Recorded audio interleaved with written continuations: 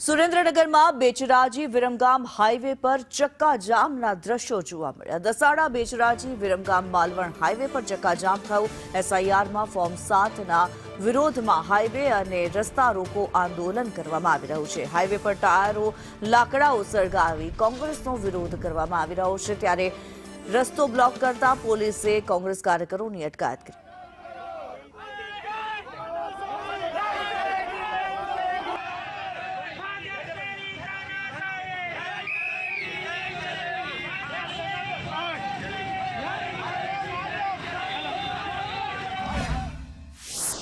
સુરેન્દ્રનગર જિલ્લાના અનેક હાઈવેને ચક્કાજામ કરી દેવામાં આવ્યા છે।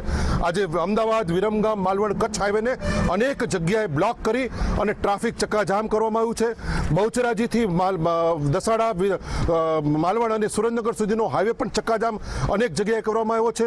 સુરેન્દ્રનગરની અંદર ધોળી પોળ સિયાણીની પોળ પાસે પણ ચક્કાજામ કરવામાં છે। સાથે સાથે આજે લીંબડી નેશનલ હાઈવેને પણ ચક્કાજામ કરવાના કાર્યક્રમો આપવામાં આવ્યા છે। ચૂંટણી પંચ એ ભારતીય જનતા પાર્ટીના કાર્યકર તરીકે કામ કરી રહ્યો છે। જે લોકોએ ફોર્મ નંબર 7 બોગસ ભર્યા છે એની સામે આજે તંત્ર, પોલીસ કે ચૂંટણી પંચ કોઈ જ કાર્યવાહી કરવા તૈયાર નથી। 10-10 વર્ષની જેલની સજા થાય એટલી ગંભીર જોગવાઈઓ હોવા છતાં હજી સુધી આજની તારીખમાં એક પણ એફઆઈઆર ફાટી નથી।